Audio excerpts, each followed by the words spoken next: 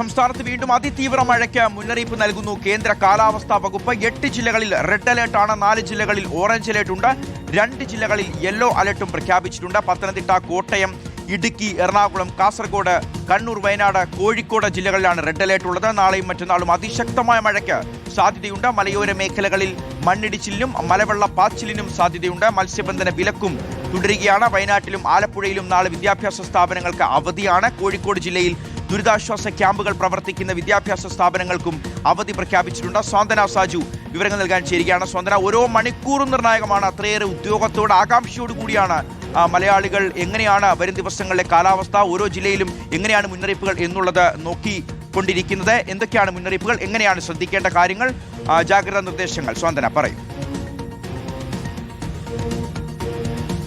ഷിയാസ്, ഒട്ടും തന്നെ ജാഗ്രത കൈവിടാനുള്ള സമയമായിട്ടില്ല എന്നുള്ളത് തന്നെയാണ്. വരുന്ന ഒരു 4 ദിവസത്തേക്ക് കൂടി നമ്മൾ കഴിഞ്ഞ ദിവസങ്ങളിലെടുത്ത അതേ രീതിയിലുള്ള ജാഗ്രത അത് തുടരണം എന്ന് തന്നെയാണ് കാലാവസ്ഥാ വകുപ്പ് ഇപ്പോൾ വ്യക്തമാക്കുന്നത്. കാരണം ഇന്നും നാളെയും അതിന്റെ തൊട്ടടുത്ത 2 ദിവസങ്ങളിൽ വരുന്ന 4 ദിവസത്തേക്ക് സംസ്ഥാനത്ത് എല്ലാ ജില്ലകളിലും മഴ മുന്നറിയിപ്പുണ്ട്. 14 ജില്ലകളിലും മഴ മുന്നറിയിപ്പുള്ള ദിവസങ്ങളായിരിക്കും.